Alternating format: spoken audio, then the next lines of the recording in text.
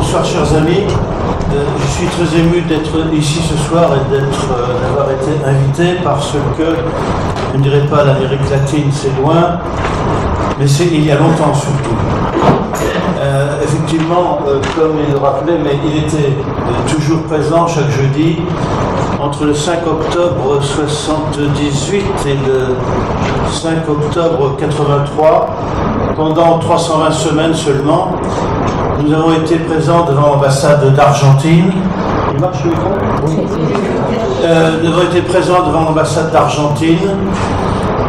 D'abord, nous avons commencé, c'est une manifestation de masse, nous étions 3.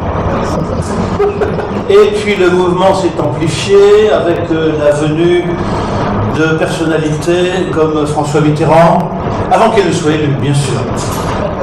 Avec des personnalités comme Régis Debray, Yves Montand, Catherine Deneuve,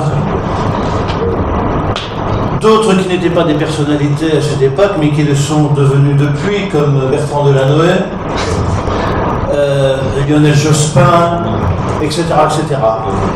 Donc c'était une aventure un peu folle, mais ça venait du cœur. Et nous avions été très émus de voir les maires de la place de Mai, surtout avec les risques qu'elles prenaient, manifester chaque jeudi. Et nous nous sommes dit que nous devions faire la même chose, surtout avec bien moins de risques. Et nous pensions que ça allait durer quelques semaines. Vous allez me dire, 320 semaines, ce n'est pas beaucoup, mais il fallait quand même tenir.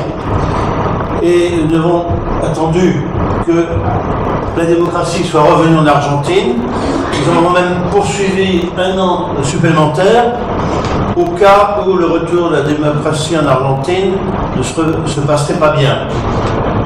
Apparemment, ça ne s'est pas passé trop mal. Ça a été l'occasion pour moi de découvrir ce pays magnifique, formidable.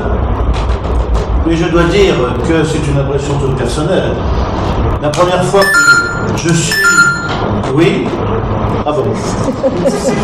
La première fois que je suis allé en Argentine, que l'avion s'est posé à l'aéroport de Ezeiza, je crois, j'étais très ému. Je n'amenais pas large parce que je m'attendais à ce que des tas de militaires m'attendent à la sortie de l'avion. Ça n'a pas été le cas et j'ai participé aux cérémonies d'investiture du président et je suis retourné de nombreuses fois en Argentine après, notamment une fois avec le président Mitterrand. Et ça a créé des liens puisque le sénateur Hipólito Solari Rigogén, qui avait participé à nos manifestations aussi, a créé Nouveau Droit de l'Homme Argentine, puis a même créé Nouveau Droit de l'Homme International. Donc c'est vous dire que l'Argentine me tient au cœur et que je suis toujours l'évolution de la situation dans ce pays. Ce qui me fait plaisir, si j'ose dire actuellement, c'est de voir qu'un certain nombre de tortionnaires, d'anciens généraux, dictateurs, sont arrêtés, un petit peu condamnés, pas trop. J'ai vu avec plaisir qu'un certain Martínez de Hoz avait été interpellé. Ça m'a rappelé un souvenir particulier puisqu'il était venu à Paris pour chercher des sous. Et comme nous le savions, avec des gens comme le sénateur Parmentier, hélas disparu, l'amiral Sanguinetti, hélas disparu, et Paul Quilles, futur ministre de la Défense, plus un certain nombre d'autres personnes, des militants. C'était en 1981, puisque c'était la venue du pape Jean-Paul II à Paris.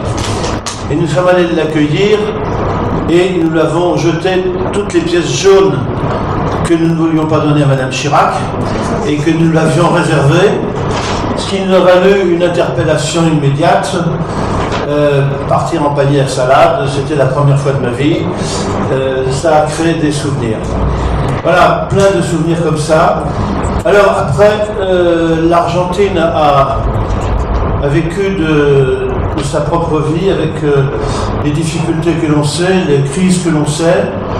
mais je suis toujours très attentif à ce qui se passe dans ce pays, et qui est un petit peu mon pays, que nous avons célébré il y a 2 ans à l'Hôtel de Ville de Paris, puisque le ministre des Droits de l'Homme du gouvernement argentin est venu à Paris pour honorer un certain nombre de personnalités françaises qui avaient participé à cette lutte, et que le maire de Paris, lui-même présent, avait fait développer des très grandes photos qu'il avait puisées dans notre